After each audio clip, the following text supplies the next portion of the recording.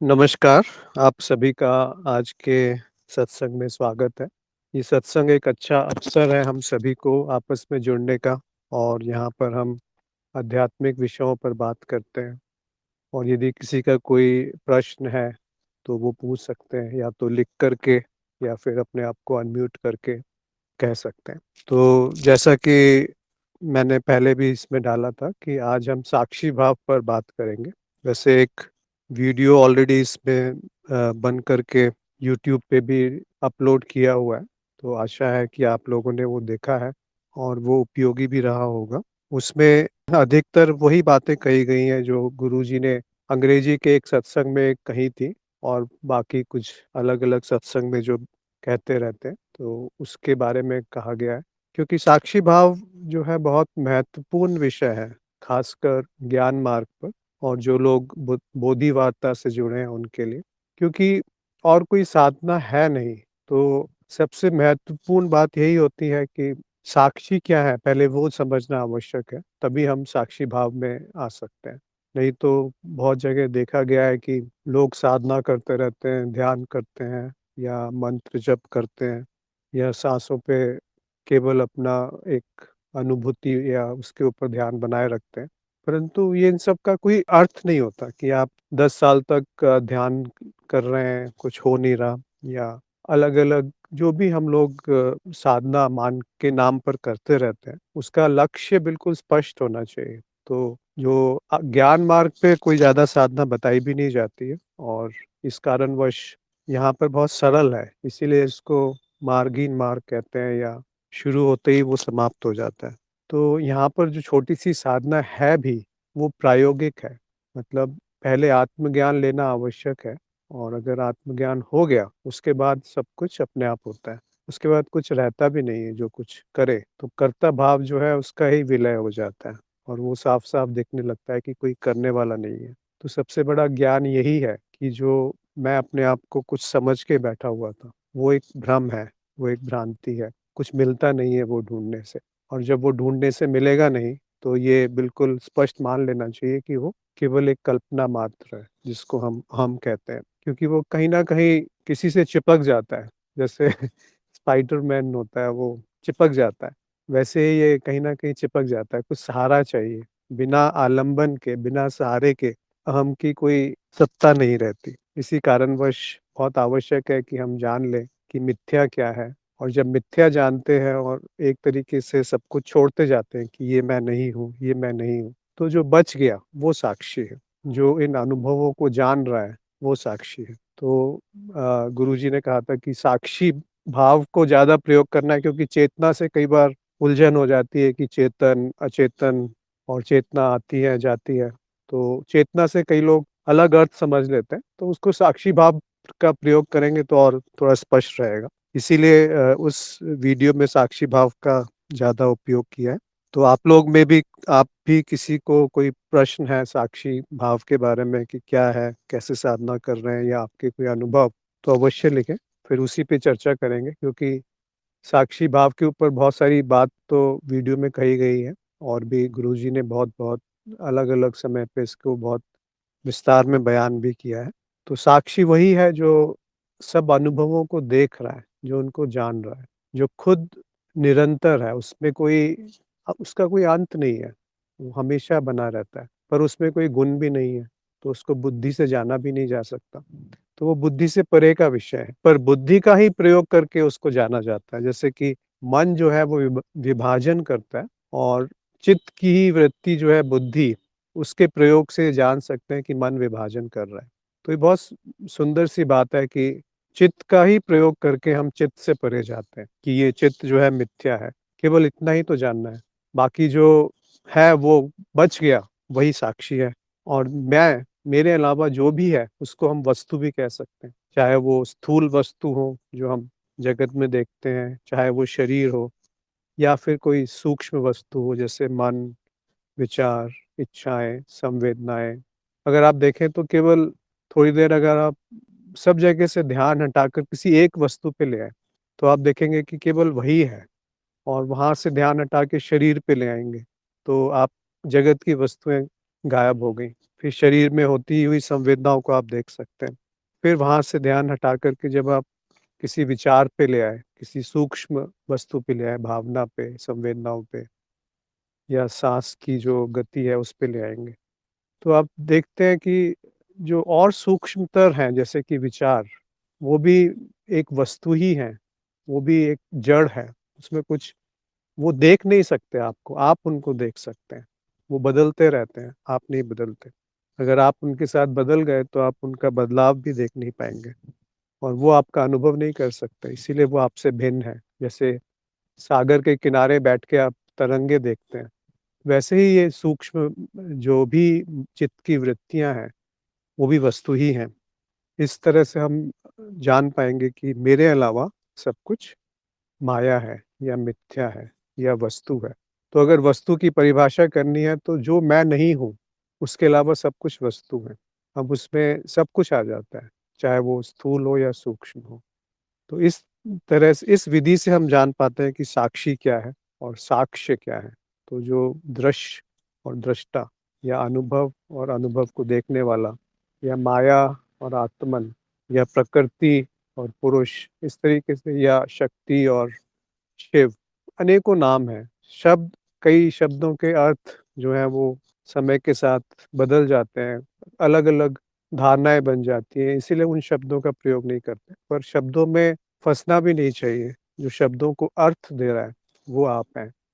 अगर आप एक छोटी-सी विधि मैं बताता हूँ, जैसे कि कभी भी आप कोई सुख की बात करें, दुःख की बात करें, तो हमेशा वहाँ पे 2 चीज़ें होती हैं।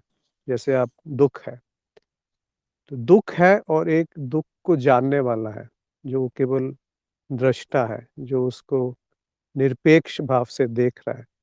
तो अगर आप दुःख पे ध्यान देंगे तो आप दुखी हो जाएँगे, पर अगर आप दुःख के होते हुए ये देख पाएँ कि मैं दुःख से भिन्न हूँ, मैं दृष्टा हूँ, तो वही साक्षी भाव है।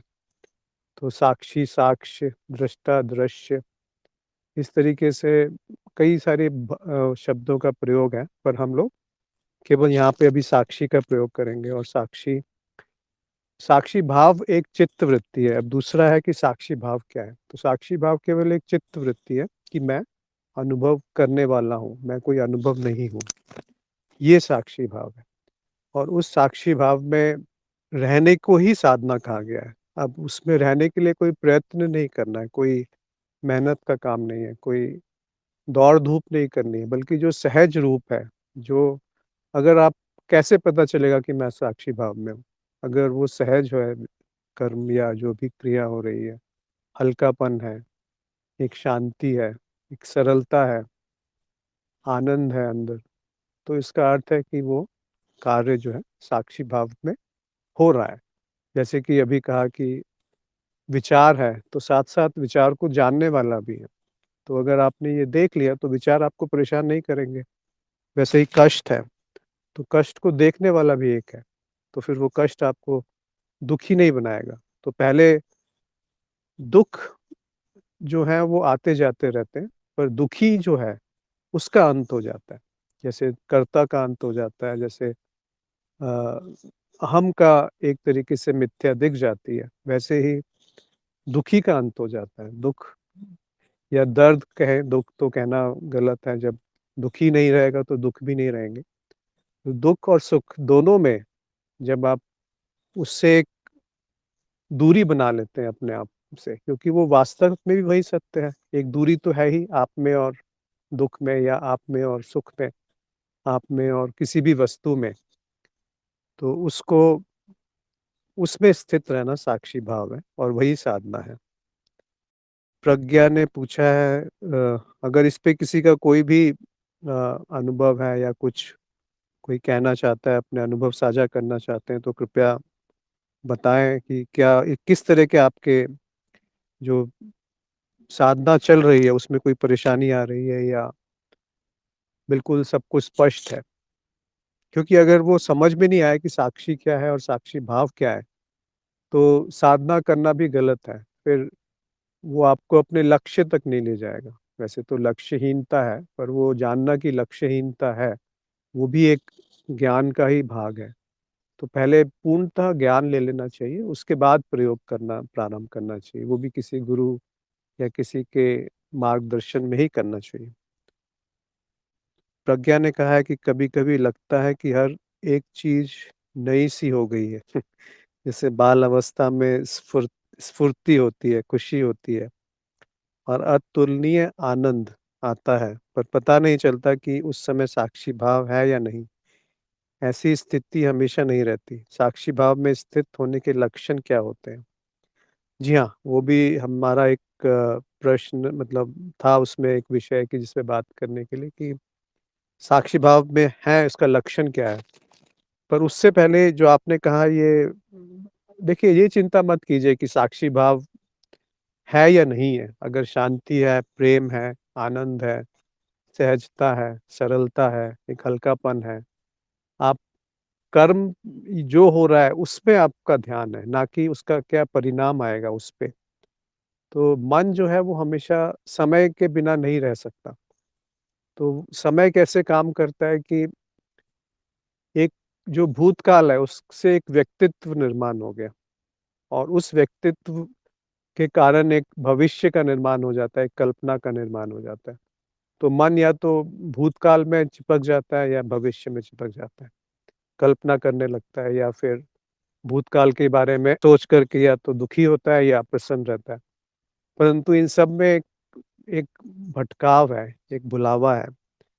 तो जो आपने कहा कि जैसे बाल अवस्था में स्फूर्ति होती है, एक स्फुरन होता है, एक एक नेचुरल एक बहुत सहजता होती है जो भी उसमें हो रहा है। बाल को अगर आप देखेंगे जो बालक हैं, बच्चे होते हैं जैसे ही बहुत छोटे से जब पैदा ही हुए हैं या कुछ महीनों के हैं, तब तक उनमें कोई भेद नहीं है। उनमें और उनके शरीर जो है वो वहीं तक सीमित नहीं होता, वो छोटा-सा शरीर जो है बच्चे का। उस वो सब कुछ है, जो भी वो दिखता है वो वही है। चाहे वो माँ है, चाहे वो बाकी के जो रिश्तेदार हैं या द जो भी आस-पास वस्तुएँ हैं, वो कोई निर्जीव नहीं है बच्चे के लिए, सब सजीव हैं, सब उसी का विस्तार है। तो देखिए कितनी सहज बात है, हम भी वही बात कर रहे हैं कि जो कुछ भी है वो मैं ही हूँ और वही बालक या बाल अवस्था में होता है, जब बहुत छोटे बच्चे होते हैं। तो खिलौना भी वही है, माँ भी वही है, कोई भिन्नता नहीं है। उसके लिए अवस्थाओं में भी कोई भिन्नता नहीं है। उसके लिए स्वप्न भी उतना ही सच है जितना कि जागृत और तो वैसे ही तो ज्ञानी की अवस्था होती है। इसीलिए जो ज्ञानी है उनको बाल बालक के समान कहा गया है, चाइल्ड लाइक। तो क्यों कहा गया है? क्योंकि वो वैसे ही हो जाते हैं, वो देख लेते हैं कि सब कुछ मैं ही हूँ, तो उनका व्यवहार भी बच्चों की तरह हो जाता है। ऐसे ही जब जिसने अपना पूरा जीवन एक संतुष्टि, तृप्ति, आनंद में जिया है, ऐसे जब लोग बूढ़े होते हैं तो वो बिल्कुल बच्चे की तरह होते हैं। कुछ बूढ़े लोग होते हैं जो बहुत चिड़चिड़े हो जाते हैं क्योंकि उन्होंने अपना जीवन जिया नहीं ढंग से। जब समय था, जब शक्ति थी, तब भोग नहीं किया, तब इच्छा पूर्ति नहीं की और बाद में या फिर ज्ञान नहीं हुआ, अज्ञानता में ही धारणाओं में और मान्यताओं में ही जीवन व्यतीत हो गया। तो बूढ़ेपन में चिड़चिड़ाहट आ जाती है और क्रोध रहता है, असंतुष्टि रहती है। परंतु जो ज्ञानी है या जो जिसने भी अपना जीवन पूर्णता से जिया है, वो बच्चे के जैसा हो जाएगा जब बूढ़े होते हैं, वैसा ही उसका व्यवहार हो जाता है। तो जो छोटे-छोटे बच्चे हैं जो आपने कहा स्फूर्ति, स्फूर्ति एक बहुत सुंदर शब्द है। सब स्फुरन है ये पूरा जो जीवन है, ये एक स्फुरित होता है एक क्षण में और वो जो क्षण स्फुरित हो रहा है वो अभी है। वो ना भूत में है, ना भविष्य में है। पर जो मन है, वो भूत और भविष्य के बिना ज़िंदा नहीं रह सकता। तो उसको एक तरीके से अपना अस्तित्व हमको लगता है कि वो मिट जाएगा अगर भविष्य या भूतकाल समाप्त हो गया। तो वो एक डर पैदा हो जाता है और उस डर के कारण वो छोड़ता नहीं है उसको, भूत को या भविष्य को। क्योंकि अगर आप इस क्षण में स्थित हो गए, जो अभी है, जो वर्तमान है, तो वही साक्षी भाव है। साक्षी भाव कभी भूत या भविष्य में तो आ नहीं सकता। तो साक्षी भाव भी इस क्षण होगा, अभी होगा, यहीं पर होगा। ना उसमें स्थान है, ना समय है। तो उस वो साक्षी भाव से आप अनुभव क्रिया की स्थिति में भी आ सकते हैं, जिसको समाधि कहते हैं। समाधि में तो ये भी कहने वाला कोई नहीं मिलेगा कि मैं हूँ या मैं समाधि में हूँ, तो वहाँ पे वो भी गायब हो जाता है। तो एक स्फुरन जो है वही पूरा का पूरा सृष्टि है, जो कि हर क्षण स्फुरित होती है। इस क्षण जागृत अवस्था में स्फुरित है, वैसे ही स्वप्न में वो पूरा का पूरा स्फुरन बदल जाता है। तो स्फूर्ति मात्र कहते हैं इसको, जो कि पूरी की पूरी सृष्टि को। और वही स्फूर्ति आप एक बच्चे में देख सकते हैं, कि वो किस तरीके से जीता है, छोटा-सा बच्चा जो पैदा हुआ है, इसीलिए उससे सबको प्रेम होता है। किसी को आपने आज तक सुना है या देखा है कि बच्चे को देखते ही किसी के अंदर एक बड़ा अनोखा-सा प्रेम उत्पन्न ना हुआ हो? तो वो इसलिए होता है क्योंकि वो खुद बच्चा जो है इतना इतना शुद्ध है, उसमें कोई अशुद्धता नहीं है। ऐसे ही इसको आप आगे बढ़ा लीजिए कि जैसे कि आप आगे बढ़ाएँगे तो आप देखेंगे कि किसी के अंदर अगर क्रोध भरा है, तो वैसी की वैसी उसकी परिस्थितियाँ सामने आने लगेंगी और वहाँ पर वही बार-बार उत्पन्न होंगी वैसी परिस्थितियाँ, वैसे ही लोग, वैसे ही अ, अवस्थाएँ, वैसे ही घटनाएँ उनके जीवन में घटने लगेंगी, क्योंकि वो उसके अंदर खुद भरा हुआ है। जैसे कोई चोर है, तो उसको ज़्यादातर चोर लोगों से ही और उस तरह की चीज़ों में ही मज़ा आएगा, रस आएगा। वो देख लेगा, कोई जैसे कुछ गलत काम करता है, तो वो जहाँ भी जाएगा वो उसको वैसे ही तलाश हो जाएगी उसी चीज़ की। तो वैसे ही बच्चे जो हैं वो इतने शुद्ध होते हैं, तो कोई भी देख कर के उनके प्रेम में पड़ जाता है। पर आपने कहा ये स्थिति रहती नहीं है, तो उसको बनाए रखने का प्रयास मत कीजिए। वो सहजता से जब आएगी तो आ जाएगी और जब सहजता से जाएगी तो चली जाएगी। उसमें हमें क्या उसके साथ दे द्वेष करना कि अभी नहीं रही, या अपने आप से ही हमें कोई परेशान होने की आवश्यकता नहीं है कि क्यों चलेगी। जब आवश्यक है तब आ जाए, उतना ही बहुत है। उतना ही सब काफ़ी है, उससे ज़्यादा प्रयास करने की आवश्यकता नहीं है और जागृत अवस्था में होना बहुत ज़रूरी है और धीरे-धीरे वो अगर जागृत अवस्था में है, तो आगे आकर के वो स्वप्न में और सूक्ष्म में भी बढ़ने लगती है। तो आपने ये भी प्रश्न पूछा प्रज्ञा ने कि साक्षी भाव में स्थित होने के लक्षण क्या हैं? तो लक्षण यही है कि सहजता है, सरलता है, हल्कापन है, एक आनंद की अनुभूति रहेगी, उसकी स्मृति भी आनंदमय होगी। उसको वो ऐसा कृत्य होता है जिसको करने से पहले आनंद होता है, करते समय आनंद होता है और उसकी स्मृति भी आनंदमय होती है। ज़्यादातर हमारे जो कर्म होते हैं वो उनमें से एक ना एक तीनों में से होता नहीं है। तो इसलिए ये समझ सकते हैं कि अगर तीनों अवस्थाओं में आनंद है, तो वो कार्य जो है, वो कृत्य जो है, साक्षी भाव में किया गया है। फिर प्रज्ञा ने लिखा है कि बहुत से जटिल कार्य सरलता से संपन्न हो जाते हैं। जी हाँ, जब आप इस क्षण में रहेंगे, वर्तमान में रहेंगे और परिणाम की चिंता नहीं करेंगे, तो जो ये आपने कहा वैसा ही होगा कि जटिल से जटिल कार्य भी सहजता से होने लगेंगे। फिर आपको ये परेशानी नहीं होगी कि ये मेरे मन के हिसाब से हुआ है कि नहीं हुआ है, क्योंकि मन खुद एक एक दृश्य बन जाएगा आपके लिए। तो मन ही तो चाहता है कि ऐसा हो या मन ही चाहता है कि ऐसा ना हो। किसी को पकड़ के रखना चाहता है या किसी को त्यागना चाहता है और दोनों ही स्थिति में भटकाव है, भुलावा है, अपने स्वरूप से दूरी है। तो जैसे ही आप स्वरूप से दूर होंगे तो आनंद घट हट जाएगा, उसमें शांति नहीं रहेगी। उसमें अ, एक भिन्नता आ जाएगी, परिच्छिन्नता आ जाएगी और वही दुःख का कारण है। जब एकता दिखने लगेगी तो वही प्रेम है, वही आनंद की अभिव्यक्ति है, वही आपका स्वरूप है। तो जो होनापन है वो हमेशा रहता है, चाहे आप किसी विचार को देख रहे हैं, तो विचार को देख पा रहे हैं, इसमें और विचार मैं हूँ, इसमें बहुत भेद है कि मैं दुखी हूँ या मैंने दुःख का अनुभव किया, दोनों में भेद है। मेरे अंदर साक्षी भाव था और साक्षी भाव चला गया, ये भी भेद है।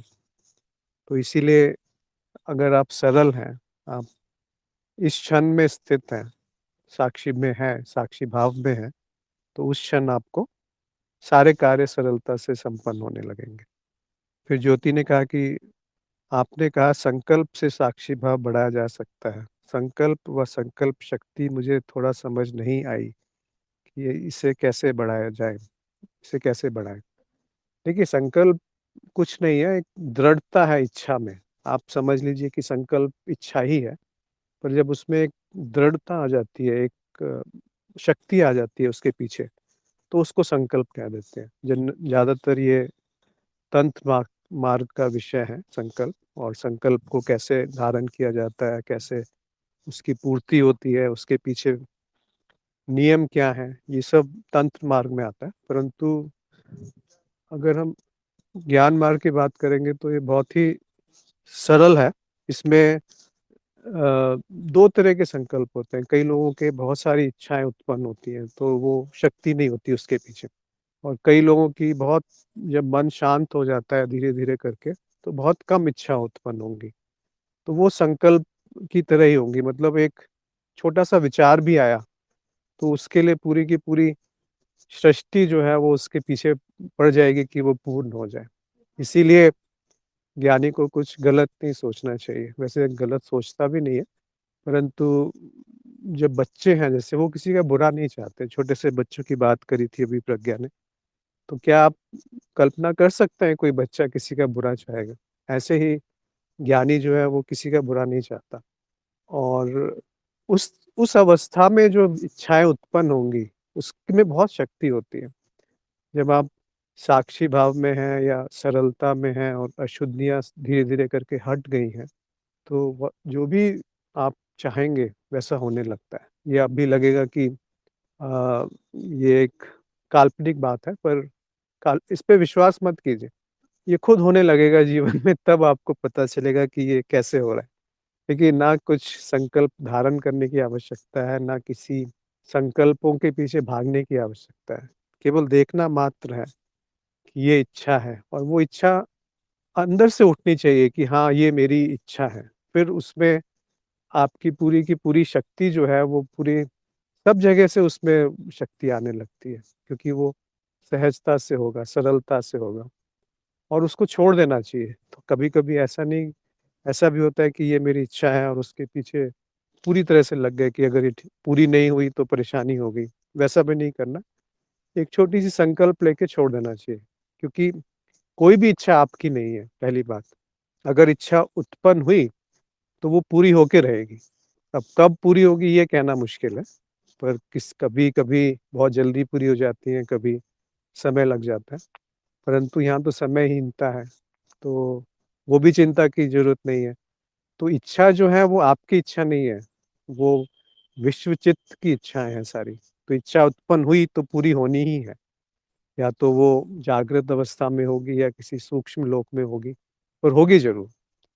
जैसे कि स्वप्न है, स्वप्न में भी इच्छा पूर्ति हो जाती है, अगर वहाँ पे चेतना है, तो वो भी एक साधन है कि इच्छाएँ पूरी की जा सकती हैं।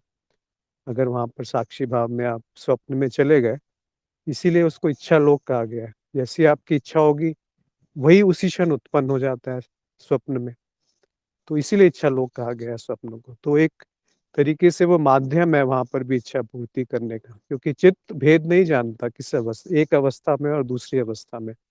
उसके लिए स्वप्न भी उतना ही वास्तविक है जितनी जागृत अवस्था।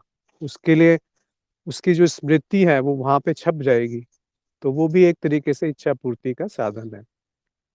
तो संकल्पों के पीछे नहीं भागना चाहिए ज्ञान मार्ग पे, वो अपने आप पूरे होंगे, अपने आप ही इच्छाएँ पूरी होती हैं, उठती हैं और इसको कैसे बढ़ाया जाए? तो इसको बढ़ाने का तरीका यही है कि ज्ञान पहले ले लिया जाए, आत्मज्ञान हो जाए। एक बार आत्मज्ञान हो गया, तो फिर अशुद्धियाँ धीरे-धीरे समाप्त कर सकते हैं, जो हो जाती हैं अपने आप। जैसे कि साधना, साक्षी भाव में रहने के लिए एक प्रयोग कर सकते हैं। पहले आप देखें कि जब खाली समय है, उस समय आप कभी-कभी बीच में स्मरण में ले आएँ कि साक्षी भाव में हूँ या नहीं हूँ। फिर जब आप थोड़ा व्यस्त हैं, तब देखें कि आप साक्षी भाव में हैं कि नहीं हैं। और फिर जब आप बहुत किसी कार्य में बहुत काफ़ी आपको ध्यान लगाने की आवश्यकता है, धीरे-धीरे आप देखेंगे कि उस स्थिति में भी साक्षी भाव बना रहता है। तो समर्पण की आवश्यकता है, समर्पण से और ज्ञान अज्ञान के नाश से संकल्प शक्ति बढ़ जाती है। फिर आप संकल्प करना छोड़ देंगे, बहुत कम संकल्प उठेंगे और यदि कोई संकल्प उठ गया, तो वो पूरा होके रहेगा और बहुत जल्दी पूरे होते हैं, फिर समय नहीं लगता उसमें। कविता ने कहा है, कोई भी आवेग या भावना कृति में नहीं बदली, दूसरे का क्रोध हो या प्रेम हो, साक्षी भाव में साधक पर असर नहीं कर पाते हैं, मानो कोई चेतना का कवच पहन लिया हो। बहुत अच्छी वर्णन किया है कविता आपने कि एक तरीके से सुरक्षा कवच है ये साक्षी भाव। एक तरीके से कुंजी है, हर हर समस्या की कुंजी है। जैसे हम जब छोटे थे तो कुंजी आती थी जिसको परीक्षा से 1 दिन पहले उसमें सारे प्रश्नों के उत्तर दिए जाते थे। उत्तर होते थे कि ये प्रश्न है और उसका ये उत्तर है। संभावित प्रश्नों के भी आते थे कई बार कि इस तरह के प्रश्न आएँगे और उसके ये उत्तर हैं। तो वो कुंजी देख कर के ही पास हो जाते थे कभी-कभी। कभी-कभी उसको देख कर के वैसे प्रश्न नहीं आते थे तो नुकसान भी होता था। पर ये वो कुंजी नहीं है, ये हर ताले की कुंजी है। जैसे कि ताले को अगर घर में ताला लगा हुआ है तो उसको तोड़ना नहीं है, उसको कुंजी से खोलना है। उसकी चाबी है साक्षी भाव। तो आपने सही कहा एक सुरक्षा कवच है जो कि आपको देखिए क्या होता है कि 3 तरह से साक्षी भाव होता है। या तो कर्म होने से के बाद साक्षी भाव आता है तो कोई परेशानी वाली बात नहीं है, आ गया तभी आप उसको दोहरा लीजिए दोबारा से अपनी स्मृति में कि जो कृत्य हुआ है वो साक्षी भाव में हुआ है। तो उसका असर जो है, उसका परिणाम जो है वो बदल जाएगा।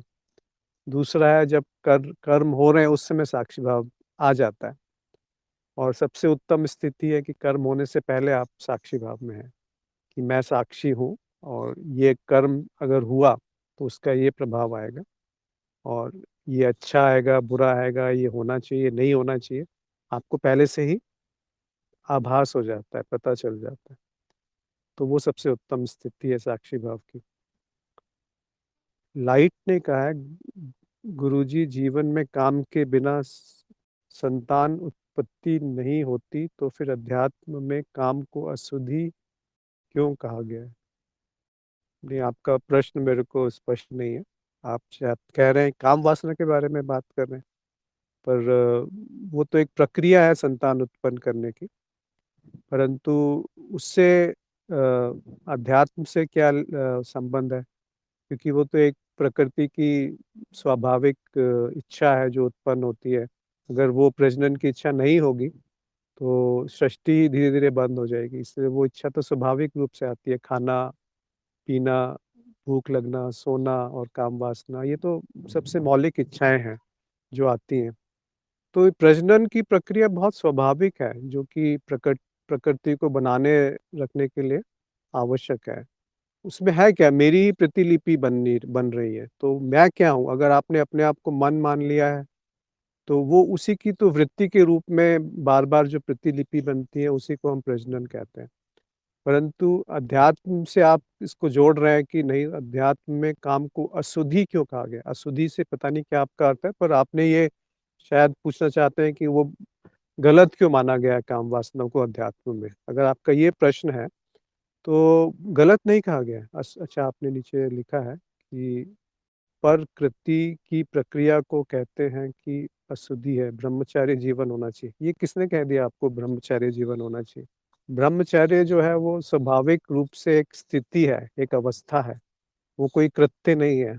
वहाँ पे कुछ काम नहीं करना पड़ता। अगर आप काम को दबा कर के ब्रह्मचारी बनना चाहते हैं या पाना चाहते हैं तो वो घोर मूर्खता है, घोर अंधकार है। जब आप प्रेम में हैं, जब आप ज्ञान आ गया है, तो काम वासना धीरे-धीरे अपने आप कम हो जाती है या समाप्त हो जाती है, तो वो ब्रह्मचर्य है। जब आप क्या एक बच्चे में काम वासना होती है? अभी हम बच्चों की बात कर रहे थे। नहीं होती है क्योंकि वो शुद्ध है। मैं ये नहीं कह रहा कि काम वासना गलत है, परंतु जब आप उसके परे चले गए तब वो ब्रह्मचर्य है। ऐसा नहीं कि उसको दबा कर के उसके परे जाना है। केवल उसको उसको अगर आपके पास साधन है तो उसको पूरा कर लीजिए, आपके अंदर शक्ति है, आपके अंदर एक खिंचाव है उसके प्रति तो उसको पूरा कर लीजिए। अगर आप विवाहित हैं तो और भी अच्छा है और अगर नहीं विवाहित हैं तब भी आप उसको पूरा कर सकते हैं। पर उसके उसमें ऐसा कोई रस नहीं है कि जिसके पीछे भागा जाए, वो एक स्वाभाविक प्रक्रिया है जो कि आती है और जाती है। जैसे भूख है, भूख भी तो स्वाभाविक रूप से आती है, जाती है। नींद है, नींद आई, सो गए, उठ गए, परंतु उसकी लत नहीं पड़नी चाहिए। देखिए गलती क्या है कि हम अपने आप से असंतुष्ट हैं और उस असंतुष्टि को पूरा करने के लिए हम कुछ बाहर से उसको पाकर के पूरा करना चाहते हैं। तो एक एक्सक्यूज़ है, एक बहाना है कि मैं अंदर से कुछ गड़बड़ हो गया, मुझे किसी ने गलत कह दिया, जीवन में कुछ गड़बड़ हो गया तो जाकर के काम वासना करके और उसके द्वारा आनंद प्राप्त करना चाहते हैं। तो ये गलत उपयोग है उसका। वो एक प्रजनन की प्रक्रिया है, स्वाभाविक रूप से आती है, आपका आपका जो साथी है उनके साथ आप पूरा कर सकते हैं। एक प्रेम में उसमें होनी चाहिए। अब दूसरा तरीका है कि आप उसको जाने ही नहीं कि ये कहाँ से आनंद आ रहा है और आनंद का स्रोत क्या है, और अपने जो फ्रस्ट्रेशंस हैं या अलग-अलग दबाई हुई भावनाओं को आप प्रकट करते हैं गलत रूप से, तो उसमें फिर एक तरह की कई बार लत सी लग जाती है, तो वो सब गलत है।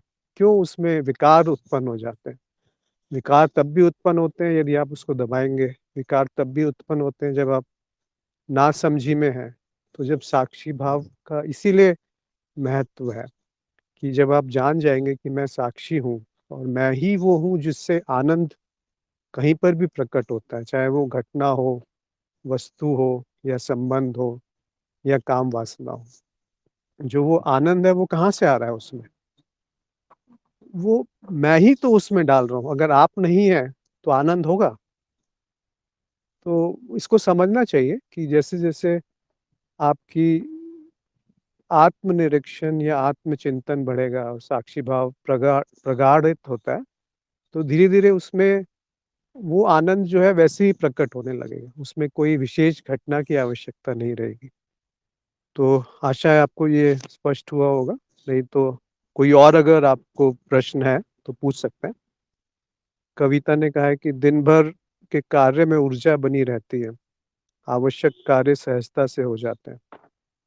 हाँ, ये एक एक उसका लक्षण है। अभी जो प्रज्ञा ने पूछा था कि लक्षण कैसा है? तो कविता ने सही बताया। और भी किसी का कोई अनुभव है तो अपना साझा करना चाहते हैं तो बताएँ कि किस तरह की परेशानियाँ आ रही हैं या जो प्रयोग कर रहे हैं साक्षी भाव के, किस तरह के प्रभाव आ रहे हैं उनके जीवन में। उससे सभी का फ़ायदा होगा, सभी लोगों को स्पष्टता आएगी कि अगर साक्षी भाव में कोई है, जो इस सत्संग में अभी जुड़े हैं और उन्होंने प्रयोग किए हैं साक्षी भाव के, तो अपना अनुभव साझा कीजिए।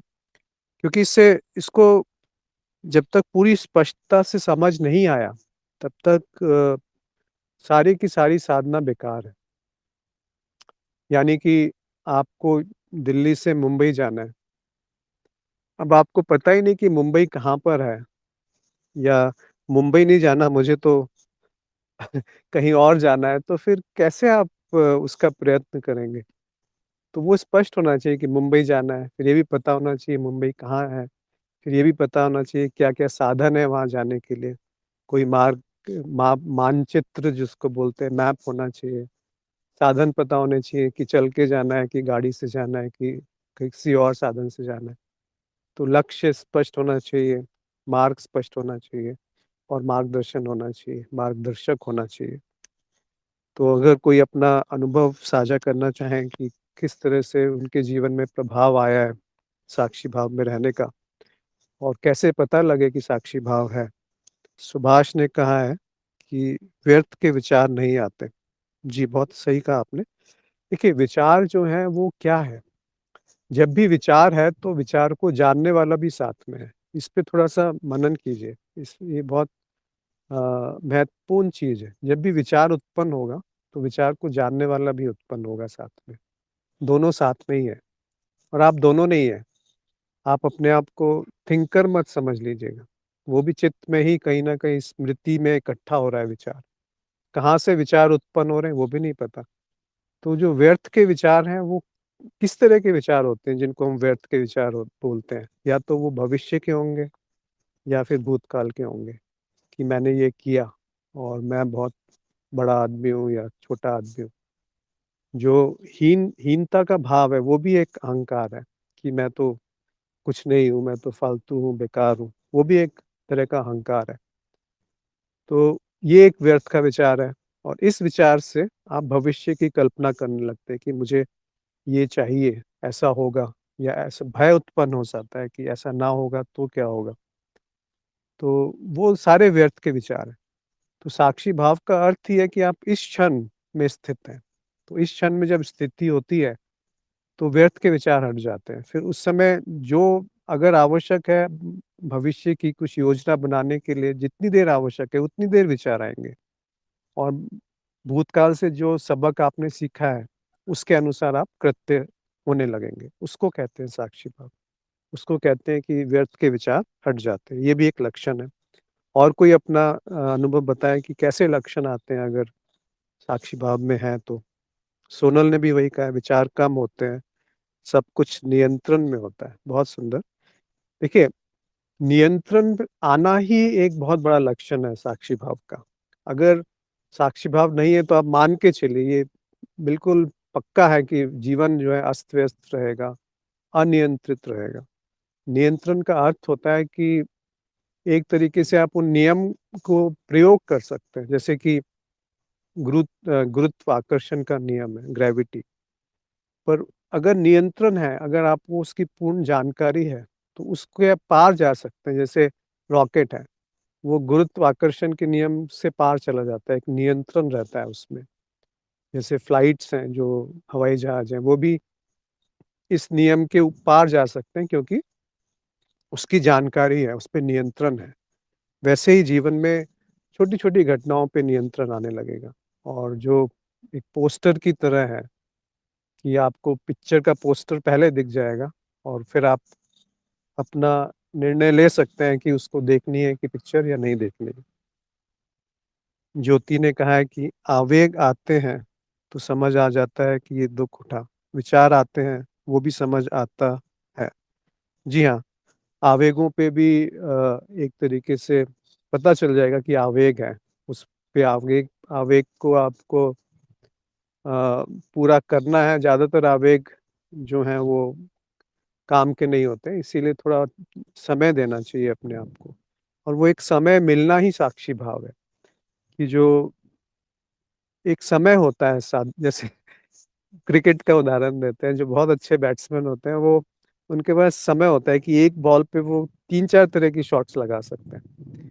कई बैट्समैन होते हैं जो टाइम मिलता नहीं है और एक ही तरह की शॉट लगा पाएँगे, पर जो बहुत ज़्यादा ख़ास प्रतिभाशाली बैट्समैन होते हैं, वो एक ही बॉल पे 4-5 तरह की शॉट लगा देते हैं। ऐसा लगता है बहुत समय है उनके पास निर्णय लेने का। वही साक्षी भाव है, कि आपके पास समय मिल जाता है, कि ये भाव आया है, आवेग आया है। वैसे तो आवेग बहुत कम उठेंगे, पर आवेग आ गया, तो भी आप उसपे अ, उसको उस उसके द्वारा आवेग के द्वारा जो भी आप कर्म करना चाहते हैं, वो करना है, नहीं करना है, ये निर्णय ले सकते हैं। अधिकतर आवेग के समय उसको टालना चाहिए। देखना चाहिए कि वो ज़्यादातर आवेग अनावश्यक होते हैं, तो जैसे ही आप टालेंगे, तो थोड़ी देर बाद देखेंगे कि जो अनावश्यक था वो छूट जाएगा। तो वो समय, वो नियंत्रण जो है वो साक्षी भाव से ही आता है। ज्योति ने आगे लिखा है, मुझे क्रोध बहुत था, पर अब 2 महीने हो गए क्रोध नहीं आता है। तुरंत समझ आता है। बहुत अच्छा बात है, बहुत अच्छी एक समझ है ये कि क्रोध क्रोध आ भी गया, तो बाद में आप देख पाएँगे कि हाँ, क्रोध आया था, मैं क्रोधी नहीं था। क्रोध आया था और क्रोध चला गया था। तो जब कोई इस तरह की घटना हो भी जाए, तो अपने आप को डाँटना नहीं है, अपने आप को कोसना नहीं है। उस समय केवल साक्षी भाव में उसी घटना को दोबारा से दोहरा लीजिए, तो उसकी स्मृति उल्टी पड़ जाएगी। ऐसा होगा कि जैसे वो घटना पूरी तरह से साक्षी भाव में ही हुई और उससे एक सबक भी साथ-साथ मिल जाएगा कि हाँ, ये सही नहीं था और आगे इसको नहीं करना है, तो वो आप नहीं करेंगे। तो इस तरीके से साक्षी भाव का एक उपयोग कर सकते हैं हर एक कोई, कि अगर कुछ गलत हो भी गया, तो बाद में जब साक्षी भाव आए, तो उस घटना को दोबारा से दोहरा लीजिए और इस समय पूरे साक्षी भाव में दोहराइए, पूरी चेतना में उसको दोहराइए। तो उसकी अलग तरह की स्मृति बन जाएगी और वो जो स्मृति बनेगी, वो पुरानी वाली जो स्मृति बनी थी, उसको मिटा देती है एक तरीके से। तो ये ऐसा नहीं है कि आप कुछ भी करें और बाद में बोलें कि ठीक है, बाद में मैं साक्षी भाव में इसको दोहरा लूँगा, ऐसा भी नहीं करना। उससे फिर एक सबक भी ले लेना चाहिए और आगे उसको ना करें इस तरह का एक थोड़ा-सा छोटा-सा संकल्प या प्रार्थना या समर्पण कर दें और कुछ नहीं होता तो गुरु को या गुरु क्षेत्र को समर्पण कर दीजिए।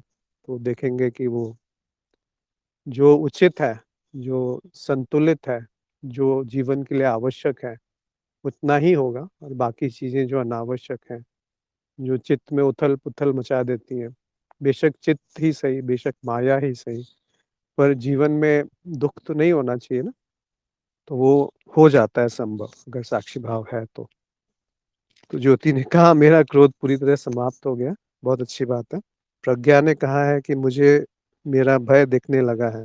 हाँ, देखिए भय होता क्या है? भय का मुख्य कारण है अज्ञान और वो क्या ज्ञान है कि मैं शरीर हूँ, मैं मन हूँ।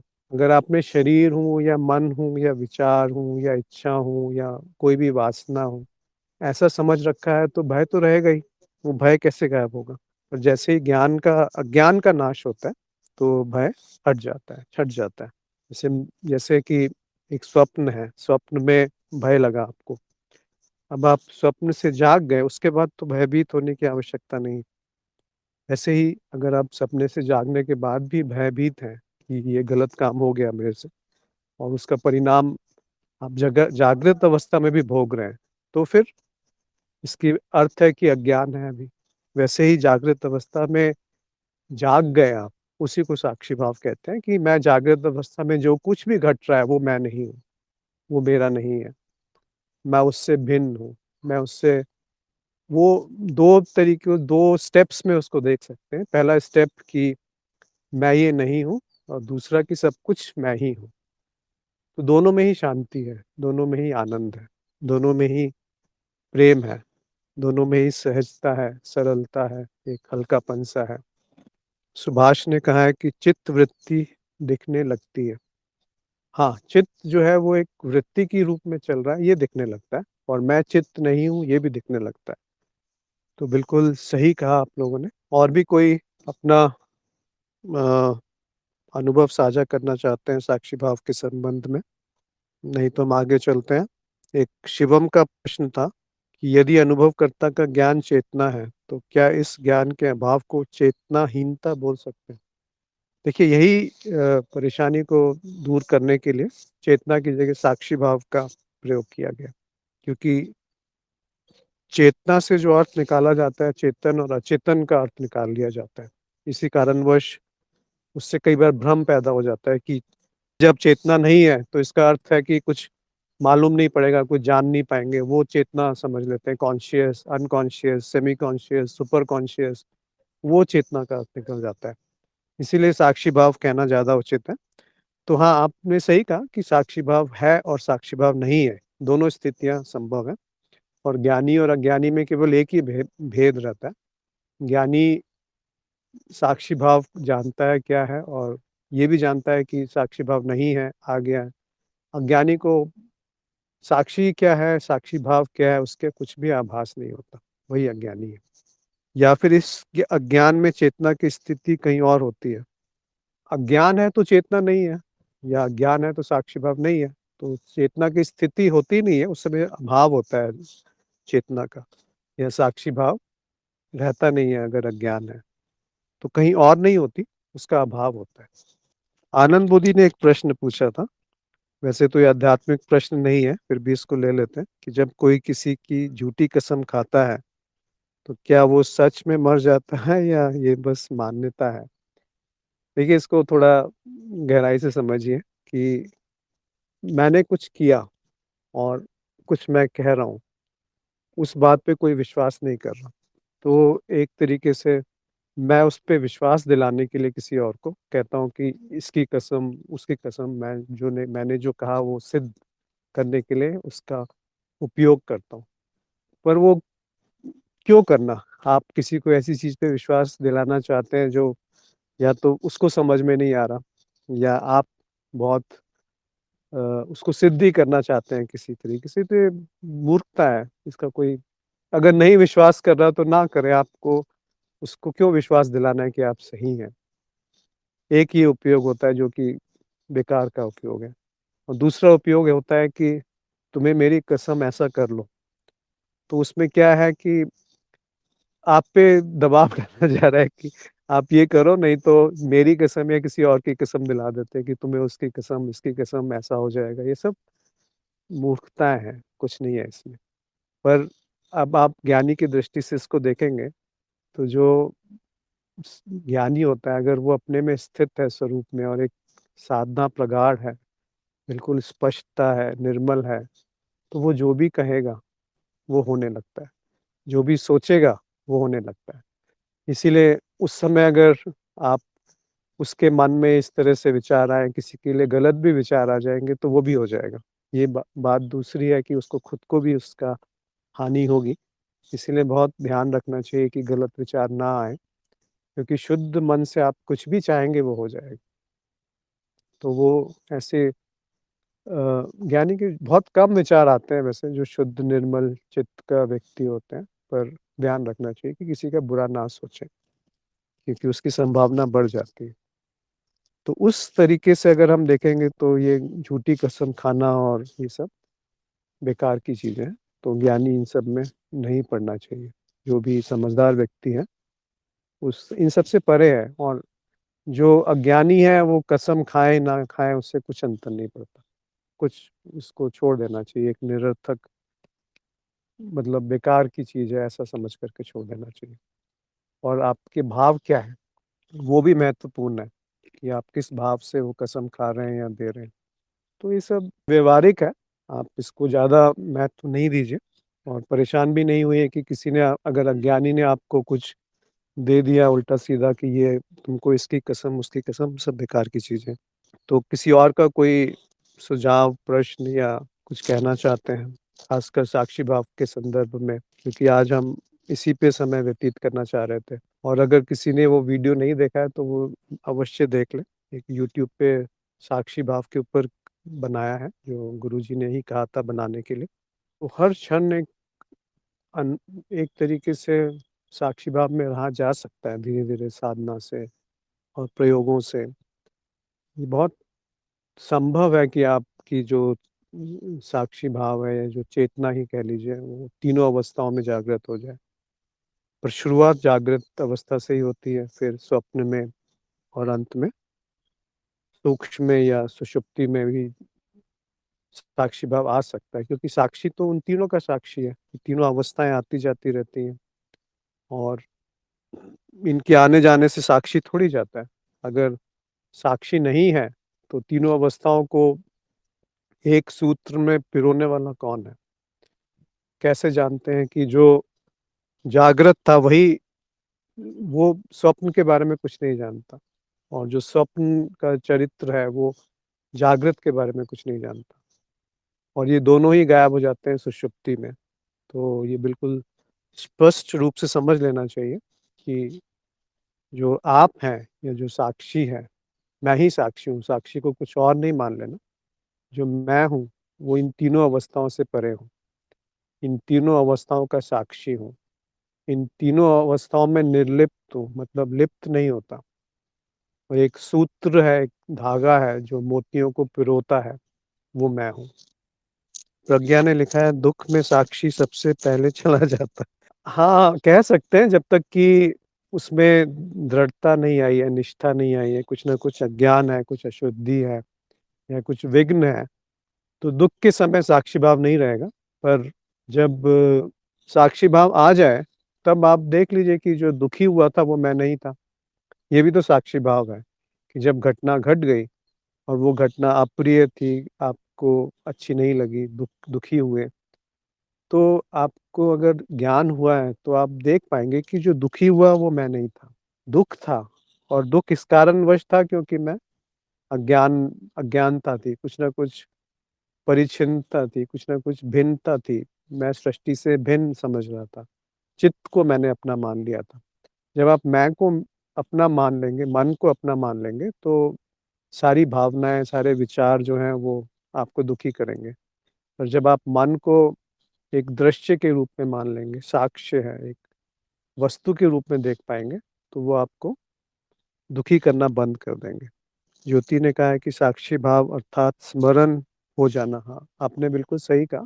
साक्षी भाव जो है वो एक स्मरण से भी आता है, एक स्मृति से भी आता है। तो जैसा उस वीडियो में भी कहा है कि एक लत सी लग जाती है। अभी किसी ने काम वासना की बात करी थी कि लत, वही लत अगर साक्षी भाव के लिए लग जाए तो अलग ही तरह का जीवन हो जाएगा। क्योंकि इसकी जो स्मृति बनेगी और उस स्मृति से जो स्मरण आएगा, वो आपको बार-बार उसकी तरफ खींचेगा। क्योंकि जिसने एक बार उसका रस चख लिया, वो उसको भूल नहीं सकता। चाहे वो थोड़ी देर के लिए इधर-उधर भटक जाए, पर वो भूल नहीं पाएगा उसको। कभी ना कभी वो दोबारा से जैसे ही दुखी होगा, प्रताड़ित होगा, परेशान होगा, तो वो देखेगा भई क्या गलत हो रहा है? और तब आप साक्षी भाव में दोबारा आ सकते हैं। तो स्मरण एक बहुत अच्छा साधन है साक्षी भाव में स्थित होने का, दोबारा से अपने आप में अपने ही होने का रस चखने का एक एक बहाना बना लीजिए साक्षी भाव को। ज्योति ने और कहा है कि मैं आत्मन हूँ, ये अनुभव माया है। जी हाँ, यही साक्षी भाव है कि मैं ही आत्मन हूँ या साक्षी हूँ, दृष्टा हूँ, और ये सब कुछ जो भी दिख रहा है, जो भी अनुभव में आता है, वो सब माया है, मिथ्या है। तो मन के ऊपर जो मैं कह रहा था उसको फिर से दोहराता हूँ कि अगर मैंने मन को मैं मान लिया, तो सब कुछ सत्य हो जाएगा। सारी जो माया है वो सत्य प्रतीत होने लगेगी और वही दुःख दुःख पैदा करेगी। तो यही ध्यान रख लीजिए, अगर आज के हम पूरी वार्तालाप को संक्षेप में कहना चाहें, तो वो ये है कि साक्षी भाव का अर्थ होता है कि मैं मन नहीं हूँ। मन भी एक वस्तु है और वस्तु जैसे बदलती रहती है, मुझे कुछ नहीं होता, उसी तरीके से मन बदलता रहेगा, वृत्त के रूप में चलता रहेगा, पर मैं उससे भिन्न हूँ, मैं मन नहीं हूँ। अगर ये समझ में आ गया, तो फिर आप साक्षी भाव में हैं। तो जो कुछ भी अनुभव में आएगा, वो हमेशा बदलता हुआ होगा, मिथ्या होगा, माया होगा, और वो मैं नहीं हूँ। ये जानना ही साक्षी भाव है, और उसमें रहने की साधना श्रवण, मनन और निधिध्यासन है। निधिध्यासन का अर्थ ही होता है कि नित्य रूप से अपने साक्षी भाव में स्थित रहना, साक्षीपन में स्थित रहना, होनापन। और वही होनापन एक बहुत मधुर उसमें आता है, प्रकट होता है, एक आनंद के रूप में प्रकट होता है। फिर पृष्ठभूमि जो बनी रहती है, चाहे कुछ भी हो रहा हो, आप हमेशा आनंद में रहते हैं। एक और उदाहरण, एक और विचार मेरे मन में आज सुबह-सुबह आया था कि आप घर में बैठे हैं और कुछ भ्रम हो गया कि मेरा घर किसी और जगह पे है, किसी और दूर गाँव में है। तो आप सारी साधना कर रहे हैं वहाँ पहुँचने के लिए, पर आप घर में बैठे हुए हैं और एक भ्रम में जी रहे हैं कि मेरा घर कहीं और है, वहाँ पहुँच जाऊँगा तो पता नहीं क्या हो जाएगा। तो साक्षी भाव यही है कि मैं घर में बैठा हूँ, बस इतना जान लेना, और जो भ्रम है वो टूट गया कि मैं अभी भी घर में ही हूँ। फिर घर में बैठ के आप निश्चिंत हैं, बाहर आएँगे तो बार-बार कोशिश करेंगे कि घर में आ जाएँ। वैसे ही अगर आप बाहर भी हैं और आपको ये स्मरण है कि मेरा घर है, जहाँ पर मैं जाकर के कभी भी बैठ सकता हूँ, और घर में आते ही आप फिर निश्चिंत हो जाते हैं, बिल्कुल रिलैक्स होके बैठते हैं। तो वही है साक्षी भाव कि मैं अभी भी घर में हूँ, ये जान लेना साक्षी भाव है। प्रज्ञा ने कहा है कि नेति-नेति से भी साक्षी भाव में आना आसान होता है, जैसे त्रिदिवसीय कार्यक्रम में किया गया था। जी हाँ, बहुत प्रभावशाली कार्यक्रम है त्रिदिवसीय कार्यक्रम। तो अगर कोई करना चाहते हैं तो अवश्य कीजिए, क्योंकि इसका मैंने खुद ही देखा है, काफ़ी लोगों को जिन्होंने किया है उनको बहुत प्रभावशाली रूप से ये प्रकट होता है एक तरीके से जीवन में। क्योंकि देखिए, एक कोई संत हैं, ज्ञानी पुरुष हैं, वो 5000 लोगों को भाषण दे रहे हैं या यूट्यूब में वीडियो है। उससे आप क्या होता है कि आप अपने पुराने अज्ञान को पुष्टि कर रहे हैं। पर जब इस तरीके से एक वन टू वन, मतलब सीधा संवाद होता है एक के साथ, एक व्यक्ति का दूसरे से, उस समय आपके प्रश्नों का हल मिलता है। उस समय शब्दों का महत्व नहीं रहता, उस समय उपस्थिति का महत्व होता है, उस समय एक संचार होता है, और उससे बहुत सारे उलझनें जो आपकी हैं, जो बहुत सारा ज्ञान है वो प्रकट होता है और उसका प्रभाव बहुत ज़्यादा पड़ता है। तो जैसा गुरुजी कहते हैं 10 में से 8 लोगों का जीवन इससे परिवर्तित हो सकता है। मतलब बहुत प्रभावशाली कार्यक्रम है।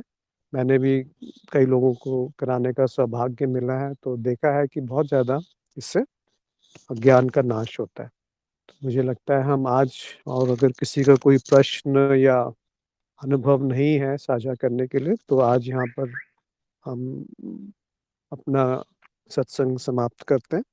प्रज्ञा का एक प्रश्न आया या प्रज्ञा ने लिखा है कि जैसे सूर्य उदय होता है, वैसे ही साक्षी भाव का उदय होता है। जी हाँ, साक्षी भाव का उदय सूर्य की तरह ही होता है, त्रिदिवसीय कार्यक्रम है। जी हाँ, बिल्कुल सही कहा।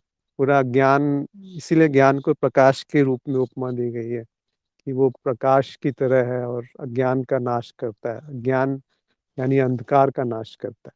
तो त्रिदिवसीय कार्यक्रम में आपने बिल्कुल सही कहा, एक सूर्य का उदय होता है। जैसे कि आप अपने आप को एक कमरे में बंद करके बैठे हैं, पर्दे लगाए हुए हैं, पूरा अंधकार है, फिर आप कहेंगे कि रोशनी नहीं आ रही, तो खिड़की जो है वो खुल जाती है उससे, साक्षी भाव से, और उस खिड़की से रोशनी आ सकती है। तो आप सभी का सत्संग में जुड़ने के लिए बहुत-बहुत आभार और हम फिर मिलेंगे अगले शुक्रवार को सुबह 7 बजे। बहुत-बहुत धन्यवाद।